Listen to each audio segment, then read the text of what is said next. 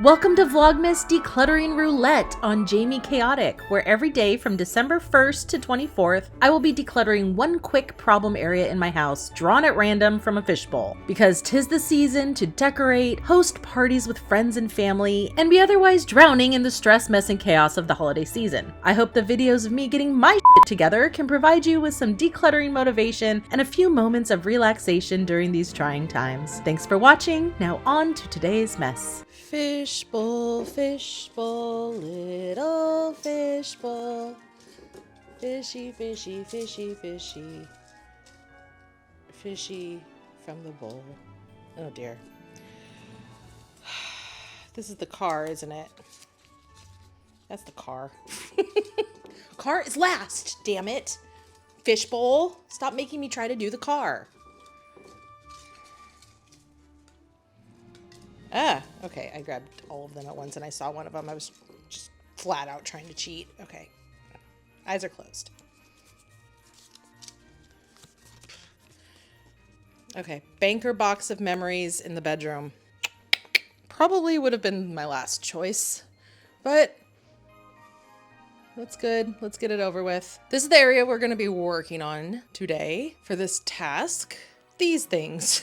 So these are the two memory boxes I put together in a video a while ago, 6 months ago. Oh, you can kind of see me in the mirror. Hi. And then slowly things have been placed on top. The stuff that is placed on top needs to get sorted through and distributed into these bins. These are the memory box bins. I don't have a place to put them yet. I think I'm going to shove them over in this corner for now, because then at least they're not like sticking out in the middle of the room. I don't want that to be their permanent location though, but I think ultimately they're going to have to go into the office.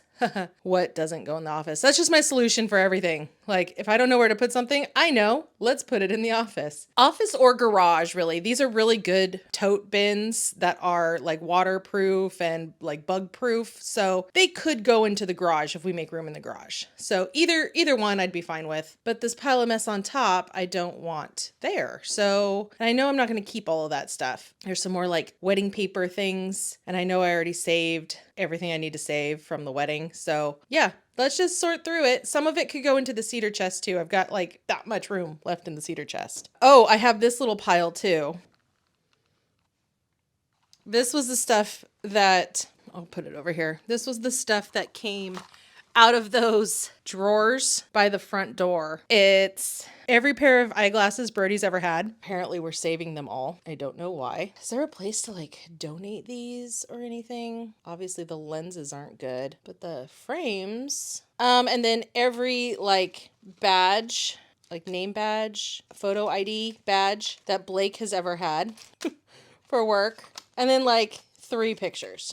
And my old driver's license. And then the cases for the glasses. Until I figure out what else to do with them, I'm going to put all of this stuff likely in the cedar chest. This stuff, that's like a memory book. This is actually the new bag of clothing donate that I have started. I'm just going to tuck this right in here for now, because once I do the boys' room, that bag will get full. Now we just have like memory things. I would love to have these like photo collage things up in the boys' room. I think having the boys' memory stuff in their own space, probably in their closet, would be nice. Photos can be on display, but the actual memories that I want to save for them, they could be in a bin up in the upper part of their closet where it's just wasted space. There's nothing being used up there. And like, this is all wedding stuff. It's probably gonna all go away. This is all photos. Like, this is all trash. Ooh, there's dust flying everywhere. I need a better system for storing printed photos. But yeah, let's just for now start sorting and see what happens. I'm not going to use the little baby microphone and talk about each thing, because this is definitely time-lapse territory here. This is going to be tedious. I hate going through paper. And if I have to talk about each little thing, it'll drive me crazy and it'll probably drive you crazy too. So let's just time-lapse this shit. I was trying to make the bed this morning, and clearly I could not get that task done because the princess had already claimed her spot. So we will do without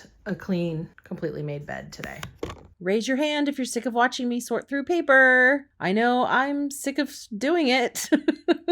If you've been watching this whole series, you already know I'm not fond of sorting through big boxes full of paper. And yet here we are once again. Is this the third time I've done it in this Vlogmas series of 24 different places? 3 of them were just freaking paper. Now, I know this is a big problem for a lot of people. A lot of people have paper problems. It's mementos and memories and paperwork and bills and mail and, just papers. They pile up. These are all memories and keepsake kind of things and photos. And in the brown banker box itself, it's a lot of disorganized stuff that's just been shoved into that box. However, it is also a bunch of previously organized manila folders filled with travel mementos and things that I have gathered up for scrapbooking.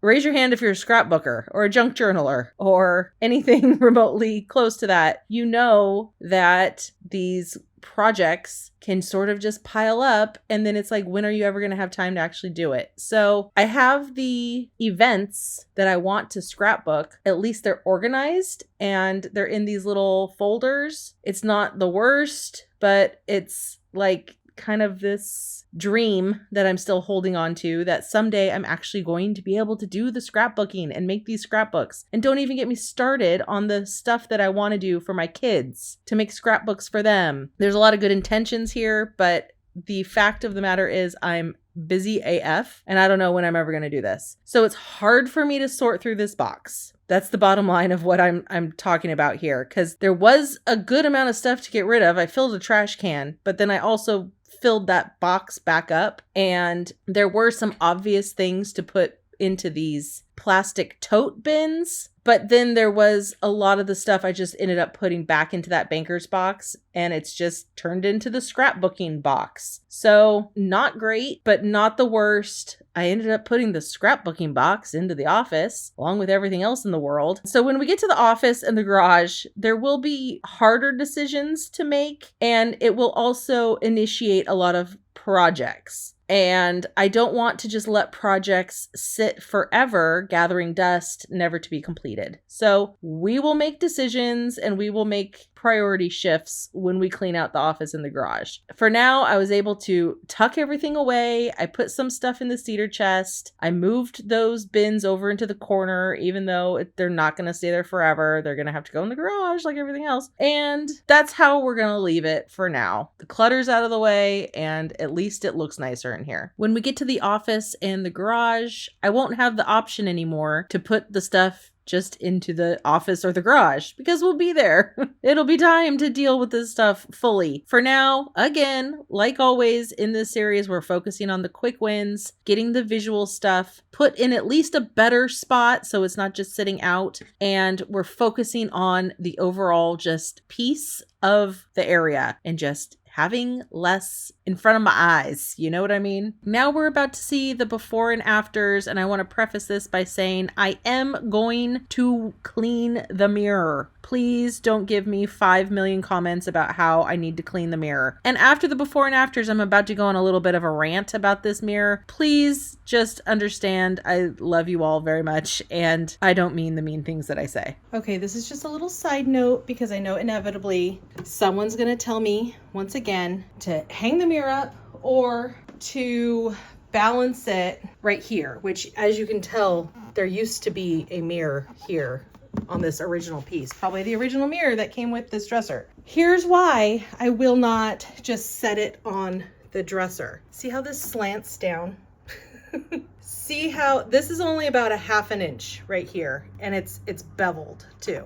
So we only have about 1/2 inch where it would actually be sitting on the dresser. So I think it would be very likely for it to slide down the dresser. And the main reason is we live in Southern California and everything needs to be anchored to the walls, like to the studs. Here is all we're working with as far as, let's see if I can even, okay, as far as the part of the wood on the edges where I could actually screw into, see there is a nail there. Can you see how, I don't know if you can even tell how small of a width that is. It's about 1/4 of an inch. We've got 1/4 of an inch all the way around the flat part here. This is the backing, and then the mirror is obviously the glasses in there. And it's not very thick. I can feel through here. It's maybe 1/2 an inch thick. So it's not like I can drill a big bolt into the wood and hang it easily. Like, it's just not an easy one to hang. I could drill through this backing and through the actual frame, but it's a very small margin of error available on this. I would like to use one of those, I forget what they're called. It's like a picture hanging cleat. It's like this big long metal strip, and you nail one into the wall, and then you can just, it hooks in like the whole, it's a big strip that would go across the whole mirror, a big strip that goes across the whole wall. You anchor it into the studs, and then you hang the mirror on it. I just don't know if I would be able to affix something to this that is strong enough, and if it wouldn't just rip out of the wood. Like, this nail's in there really sturdy, but I just don't know. It's a tricky one, and this thing weighs like 50 pounds. Just to make it a little bit more tricky. So anyway, that's the long explanation for the mirror. There's everyone's favorite robot vacuum, Francie. I do get that comment a lot, quite a lot. So if there was an easy solution to this, trust me, I would have figured it out by now. If I could just lean it on the dresser, I would have. You know, sometimes the obvious, easiest solution has already been thought of. And there's a reason why I can't do it. So anywho, thank you for your suggestions anyway. Sometimes it's okay to maybe browse what other people have already said, because I hate explaining things 500 times. Sorry, I'm a little grumpy today. This is just me being grumpy. Comment away. I appreciate the comments. I appreciate the interaction. Everyone hopefully knows that by now, but it's when I get the same comment over and over, and it kind of has this air of like, well, why don't you just do this? Well, probably I thought of it already, and there's a reason why I can't just do this. Anytime you're about to write something that's like, why don't you just stop yourself, maybe browse through the comments, see if somebody's already thought of that obvious idea. And if they have, I've probably responded to it to explain why I didn't just, because, you know, there's a reason. That's my PSA for the day. Goes for anyone's YouTube channel, any comments on any channel. I know it happens on Mac's channel a lot, Midwest Magic Cleaning. He has made this statement before too, where he's like, you know, the easiest obvious answer, there's a reason why we didn't do it. I'm not an idiot. So anyway, that's all for today. Bye everyone. Thank you so much for watching. And sorry, I was a little bit of a bitch here at the end. Ooh man, I could at least clean the mirror, right? Somebody drew a stick figure on it. Cleaning the mirror will be in the next fishbowl. I promise. Say bye, Max. Do you love your window seat? Bye, Maxwell.